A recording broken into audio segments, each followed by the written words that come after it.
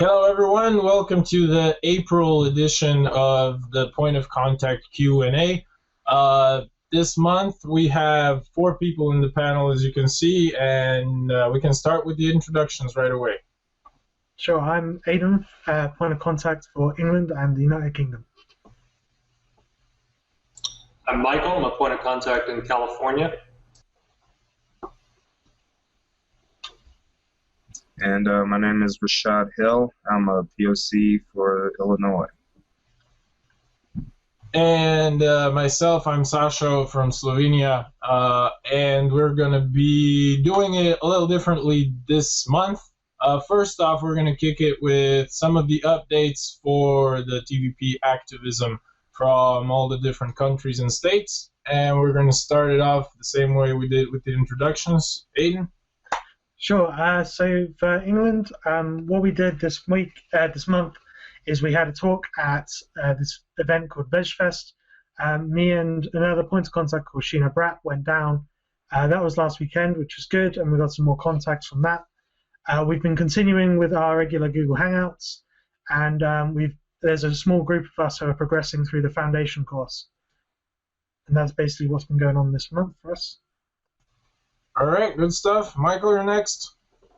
The main focus that I've been working on lately is with a student volunteer who's he's in high school. He's incredibly bright, though, and obviously as it takes to understand this direction, I feel. But we're working on our screening, which is the first one I've ever done, and it's kind of for a class project for him. But yeah, looking forward to that, getting that set up, and learning how to do that.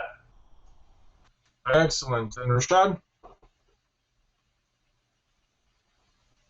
Okay, my focus has been video editing, and one of the videos of which I've been, working on and getting some ideas is not really a commercial, but I'm gonna use the word commercial, to try to bring more people in who would like or who think they can volunteer to be a POC, and to let everyone know out there, like what it is, what it means to be a POC, basically. So, and I have some other videos that I've been working on as well in hopes of, trying to get this information out there and spread this direction out there. So, yeah. All right. Yeah, great stuff, Rashad. Just to add to it, basically, we're all looking forward to the new documentary that's going to come out shortly, probably in a month or so. We'll keep you updated on that. The choice is ours. So after that documentary, we are looking for possibly getting more people involved because of the publicity and whatnot. So we are looking for more points of contact or for more people that would like to do that. If you want to join us, send us an email to admin@tvpactivism.com, which is going to be down in the links below. An update for myself from Slovenia. We've been continuing the weekly meetings that we hold every Monday, and we've been getting towards 50% of proofreading for The Best That Money Can't Buy. It's one of the toughest projects that I've done so far, so hopefully we get to the end of it in the next couple of months. And then we've had on the 28th of March we had a very nice show that was for release of a CD from a local group here who supports us. It's a local rock band, and hopefully soon we're going to have an update for you on that too, or we're going to have some photos and stuff to post on TVP Global and maybe on the webpage too. So there. Now I'm going to go over real fast about some of the other teams and what they've been up to. So Sue and the team in Spain has been having local regular meetings in Madrid too, and they've all had a trip to Valencia. And then we have Jean from Belgium and the Belgium team. They've been doing things with the guys in France, collaborating. They've been doing translations and publications and so on. Then we have Vasily from Romania and the team, they've been also working a lot on translations and proofreading to get their materials in Romanian language, and they also do meetings for that translations. And then we have Federico and the guys and girls in Italy. They've been proofreading brochures and flyers and posters. They've also had an event on May 4th, which was a couple of days ago. May 4th, that will be taking place in the next month. And they're looking for having a presentation and screening of Paradise for Oblivion. So that's very cool. Next one is Simon from Bulgaria. They've been doing their study groups, continuing work on that. They've been focusing on education. Then we have Lucy from China. They've been trying to do things with video and also translating, which is a huge amount of work. And last but not least, we have Steven from New Mexico, and he's been holding meetings twice a month now. And he's also helping with the POCs, with the new POCs, creating an educational course. So thank you, Steven, for doing that. There, so that's our list of updates for this month, and we can start with the questions now. So, number one, we have, how can we promote cooperation while failing to achieve it with the Zeitgeist movement, which shares such similar values and direction? Doesn't that send a mixed message? Wouldn't bridging our minor differences be productive, efficient, and a path of least resistance? This one's from Michael in Los Angeles, and still talking. So first of all, I would like to just broaden this to include all the movements and all the organizations out there that share similar goals or similar directions, but a lot of the times they don't really share the same ideas as to how to get there. As far as, we don't really shut anyone out, and that's not our intention, but the Venus Project's aims and proposals are pretty clear, so the direction that we want to take might not be the best one. It definitely, isn't the only one as far as all the ideas out there are concerned, but we feel that it's the best plan that we have up to now, I guess. And I don't think that diversity as far as organizations go is necessarily a bad thing. I think it will maybe even in the long run show which of the approaches is best, and yeah, so I think that's, I don't know, do you guys have anything to add to that? Well, a slight update to that, since I asked that question. I actually went to Z-Day Festival here in Los Angeles, and I was very pleased to discover that there is no perceived animosity between the members of the two groups anyway. We all agreed that we're all trying to do the same things. They even interviewed me for a Zeitgeist video that they were going to put on the website for it, and yeah, so it went really well. And we're all really just trying to do the same thing. We just, again, have slightly different strategies depending on our information. Yeah, exactly. All right. Next one is number two. Number two is, why is it fundamentally impossible to manage resources on Earth based on the Venus Project's plan under an economic system maintained by circulation of money? If money simply is considered as a resource, wouldn't a basic income and automation realize something similar? From Michael in Germany. Yes, so what I would say is that I don't believe TVP or anyone within the organization says it's impossible to manage resources using money. It's just we feel unnecessary. And yeah, any work within that same system is going to have the same results and problems. It's like if you're trying to quit smoking, a patch would be a transitional phase out of that, but really it's healthier just to stop putting nicotine in your body. So it's kind of money being a mechanism which is causing a lot of the problems. It's a step, yes, it could be, but really, if you're going to just give people money unconditionally, as it's called, why not just give them what they really need, which is actual resources? Money, if money is considered a resource, it's an artificial man-made one. It's actually a medium between us and the resources that we actually do need. Yeah, just maybe a quick addition to what Michael already said is that that even though we consider money a resource, it's really not. It cannot be considered as an absolute resource, just because the monetary value of something is very different. Just if you go to the next country or the next continent, so this would be very hard to quantify basically and say that it's a unified resource.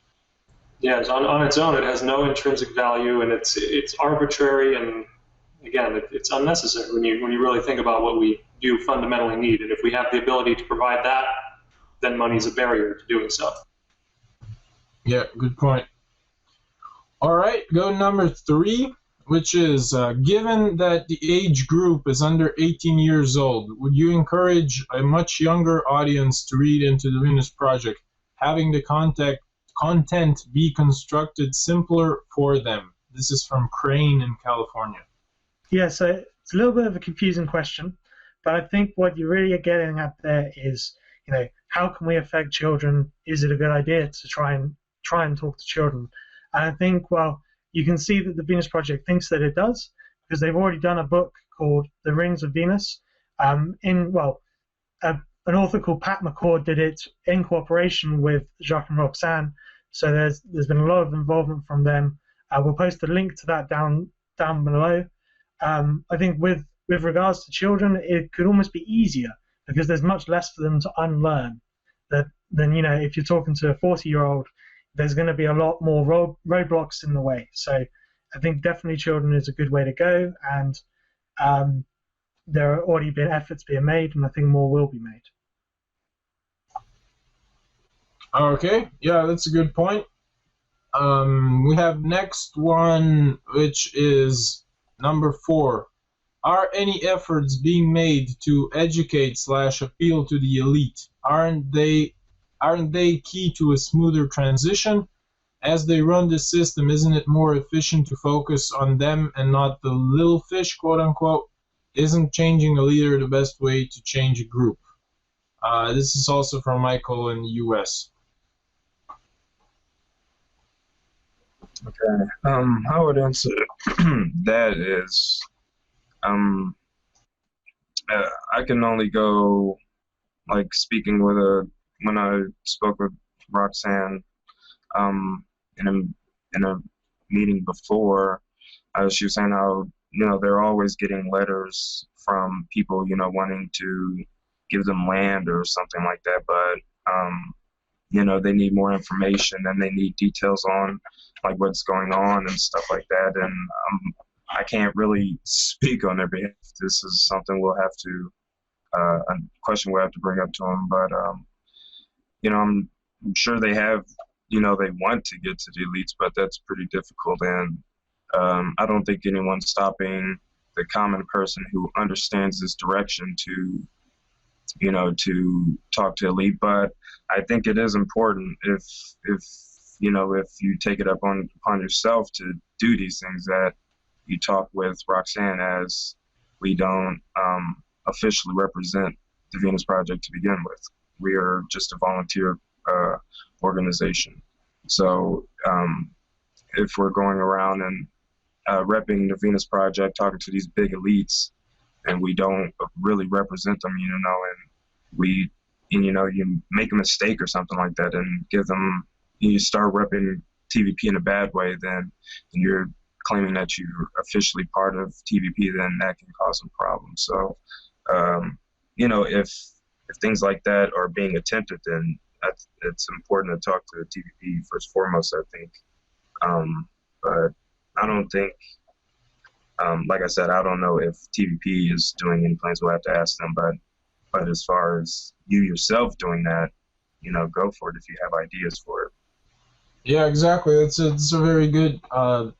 In the end, this is spreading the ideas we want to do to everyone. So yes, there isn't anyone in TVP who says don't go to the politician or don't go to the elite.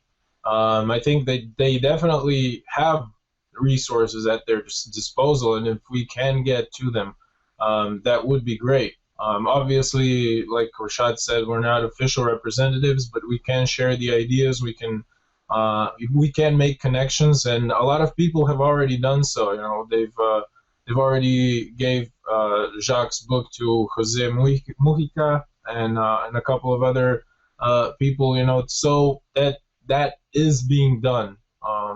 But it's kind of hard to put a finger on it when that will take. You know, when is there going to be a leader or a banker or a famous person or whoever that really, you know, takes that for something that he wants to do. So yeah, we're encouraged to all of us to do that. Next one is number 5. In Paradise or Oblivion, Jacques mentioned the Gaussian curve and explaining with his hand what it means. However, what he shows is not the Gaussian curve, meaning a Gaussian distribution. How came this misinterpretation into existence? Yeah, this is a tough question. I guess we definitely had to ask Jacques about it too, which is something that we couldn't do in the time given. But I think that there's only a part of the Gaussian curve, which means like the exponential growth that's going one direction and in the other direction. So that's what is said in the Paradise or Oblivion. But of course, it's not the strictest physics sense, but it's more in the economic sense. So that's basically, he shows 2 different curves, one going down, one going up, meaning that that the purchasing power is going down exponentially, whereas the production is going up exponentially.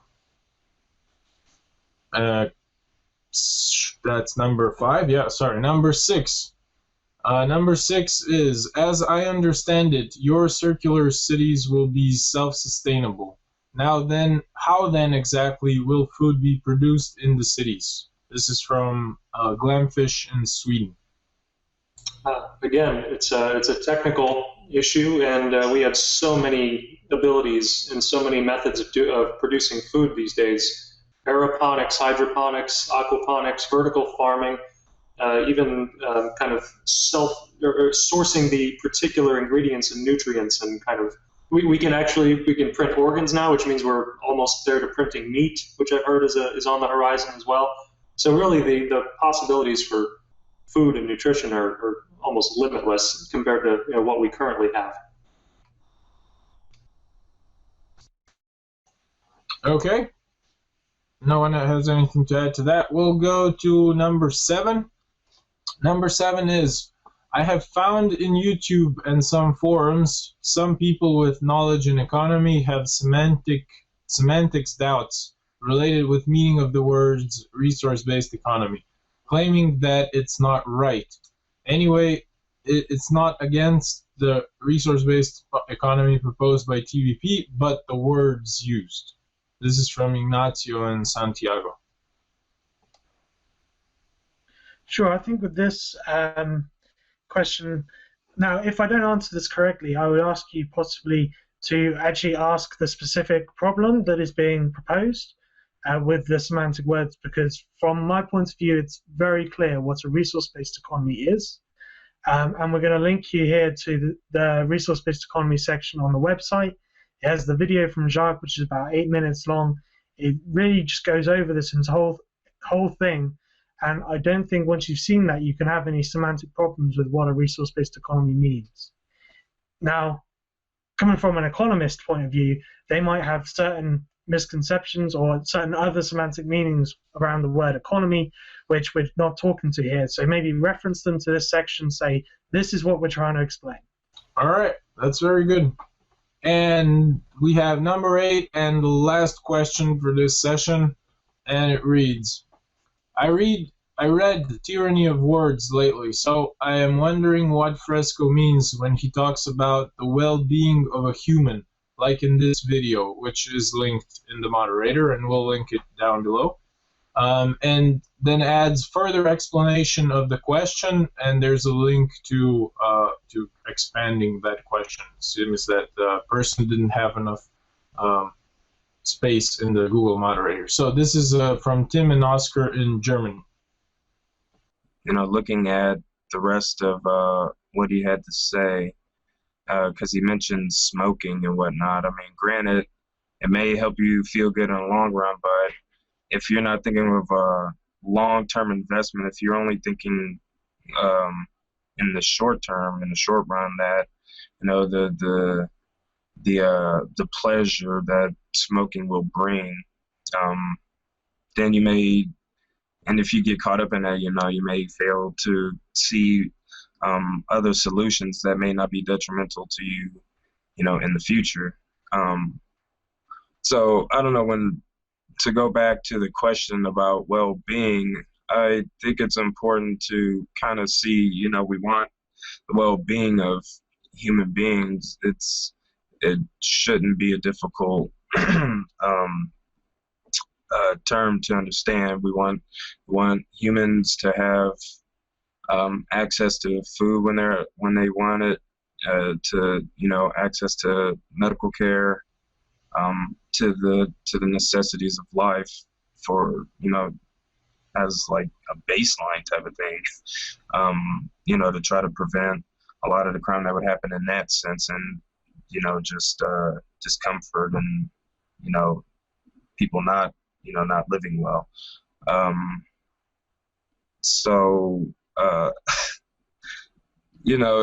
I don't understand the semantic difficulty in that. If you read Hayakawa's Language and Thought and Action, he talks about language as a means of communication and cooperation. As I would hope that we find that preferable to competition, where we're always competing and stepping on each other's toes and having to watch our backs. We want to cooperate, so or it's preferable that way. So if we want well-being, then we should give humans what they care for. If you want to smoke because it makes you feel better, you're not going to be stopped from doing that, but you will be given information on how it affects you now or how it affects you in the future, and you'll get the information you need, but you're not going to be forced to do anything. So you will just be given information. You'll be helped if you want it.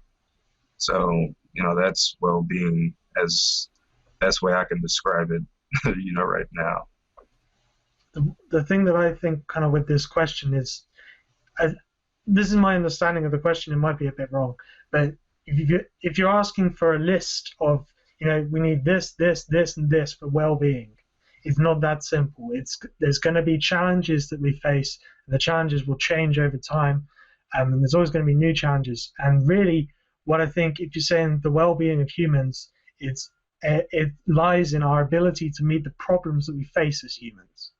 And you can't really go into too specific about that if you're talking about the future, because we might have different problems than today. It's about balance, really, in terms of well-being of humans. If you get too much of something you need, there are problems. If you get too little, there are problems. It's a range, of everything from water and food. There's an optimal range, and it's slightly different for everybody. So meeting those needs improves the well-being or the behaviors and everything of humans. It's about resources, both physical and information. The quality of those determines our well-being. All right. Yeah, good points all around. If we don't have anything to add, then we can wrap it up for this month. Yep.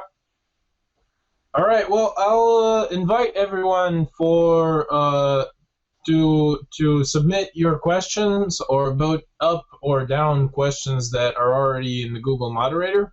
So next month's moderator will be also down below in the comments in the description. It's going to be open to April 28th, so it's 4 weeks. You guys can post your questions there, vote up, vote down. And then also I would, in closing, like to ask you to try and be as specific with the questions as possible. Maybe try to put some links to documents or to videos, just like some of you did for this session, which is great.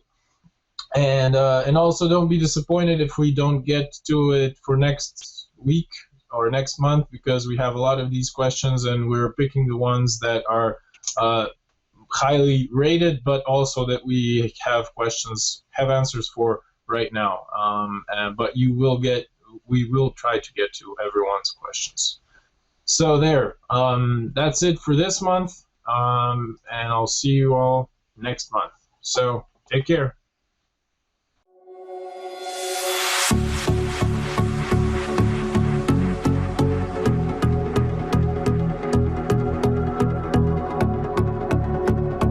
If you would like to help out the show, donate via PayPal on the main website. Head to thevenusproject.com, click Donate, TVP Education, click on PayPal, and enter your information. Thank you for your support.